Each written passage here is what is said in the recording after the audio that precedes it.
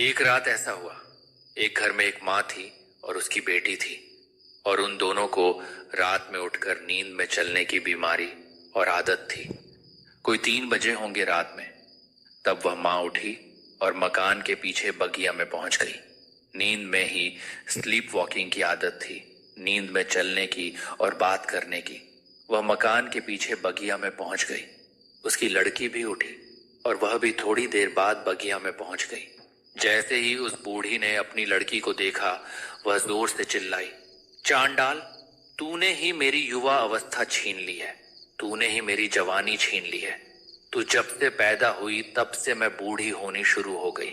तू मेरी शत्रु है। तू न होती तो मैं अभी भी जवान होती। उस लड़की ने जैसे ही अपनी बूढ़ी माँ को देखा, वह जोर से चिल्लाई कि दुष्ट, तेरे ही कारण मेरा जीवन एक संकट और बंधन बन गया है। मेरे जीवन के हर प्रवाह में तू रोड़े की तरह खड़ी हुई है। मेरे जीवन के लिए तू एक जंजीर बन गई है। और तभी मुर्गे ने बांग दी और उन दोनों की नींद खुल गई। बूढ़ी ने लड़की को देखते ही कहा, बेटी, इतनी सुबह क्यों उठाई? कहीं तुझे सर्दी न लग जाए, चल भीतर चल। और उस लड़की ने जल्दी से अपनी बूढ़ी माँ के पैर पड़े। सुबह से पैर पड़ने का उसका रोज का नियम था। और उसने कहा कि माँ, तुम इतनी जल्दी उठाई? तुम्हारी तबीयत ठीक नहीं रहती है, इतनी जल्दी नहीं उठना चाहिए। आप चलिए और विश्राम करिए। और नींद में उन्होंने यह कहा और जाग कर उन्होंने यह कहा।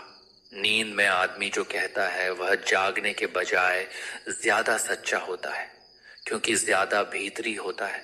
सपने में जो आप देखते हैं वह आपकी कहीं ज्यादा असलियत है, बजाय उसके जो रोज आप बाजार और भीड़ में देखते हैं। भीड़ का चेहरा बनाया हुआ कृत्रिम चेहरा है। आप अपने गहरे में बिल्कुल दूसरे आदमी हैं। ऊपर से आप कुछ अच्छे अच्छे विचार चिपका कर काम चला लेते हैं, लेकिन भीतर विचारों की आग जल रही है। ऊपर से आप बिल्कुल शांत और स्वस्थ मालूम होते हैं, भीतर सब अस्वस्थ और विक्षिप्त है। ऊपर से आप मुस्कुराते मालूम होते हैं, और हो सकता है कि सारी मुस्कुराहट भीतर आंसुओं के ढेर पर खड़ी हो। बल्कि बहुत संभावना यही है कि भीतर जो आंसू हैं उनको छिपाने के लिए ही मुस्कुराहट का आपने अभ्यास कर लिया हो। आमतौर से आदमी यही करता है। आदमी बिल्कुल वैसा नहीं है जैसा दिखाई पड़ता है, उससे बिल्कुल उलटा है। भीतर कुछ और है, बाहर कुछ और है। और ये बाहर जो हमने चिपका लिया है, इससे दूसरे धोखे में आ जाते तो भी ठीक था। हम खुद ही धोखे में आ जाते हैं। ये जो बाहर हम दिखाई पड़ते हैं, इससे दूसरे लोग धोखे में आते तो ठीक था।